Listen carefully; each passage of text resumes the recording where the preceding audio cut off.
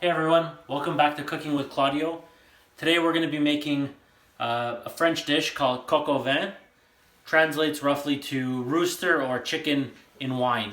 Really fancy looking dish, but it's pretty simple to make, so let's get cooking. Okay, so our first step is going to be to marinate the chicken. Give it at least a couple hours.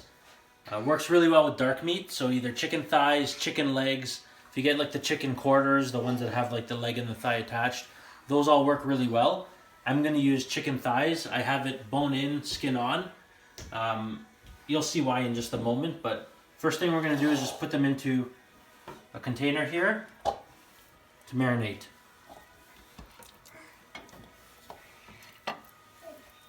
Then we're going to get some red wine and we're going to pour it right over.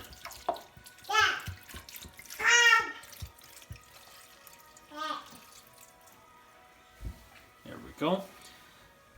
You'll notice this will give the chicken a dark purple color once it's done marinating, but don't worry, that's normal.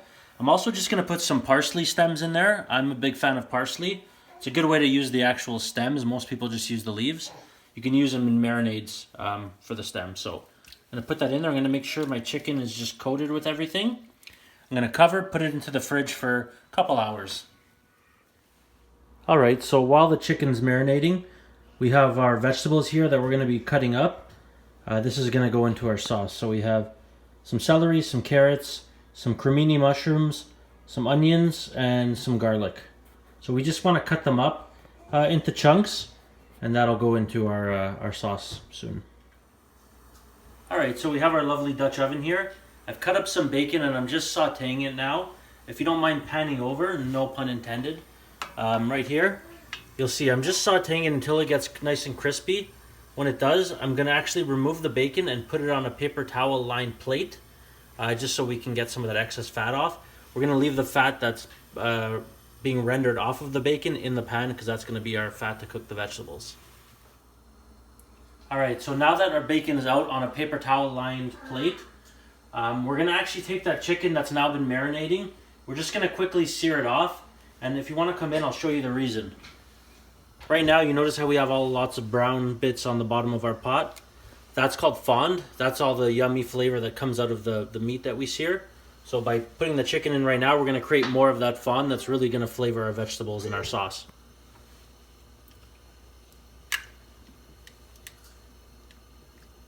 And we're going to want to put it skin side down.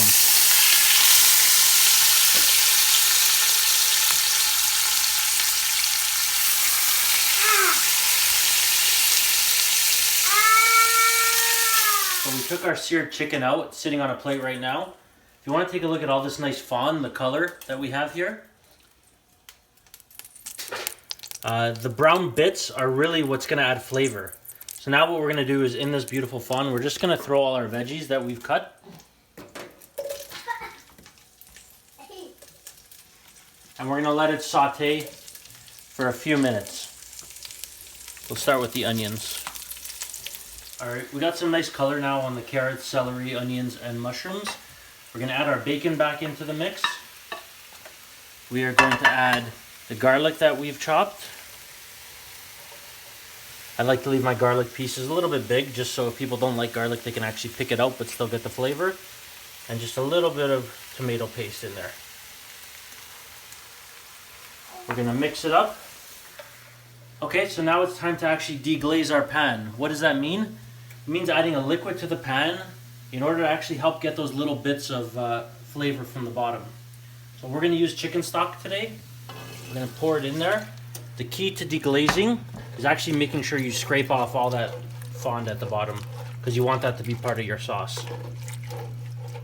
Alright, so now that we've deglazed our pan, we're going to pour that wine mixture we were marinating in into there.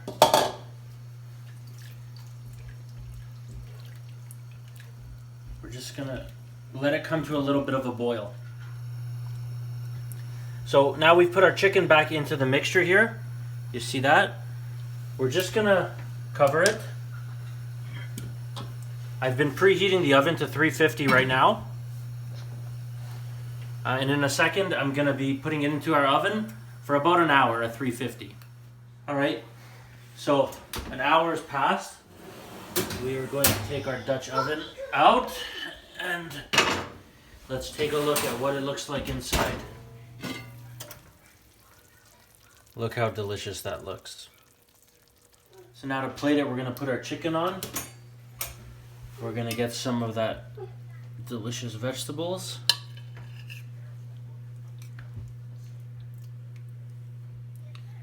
We're gonna pour some sauce on there.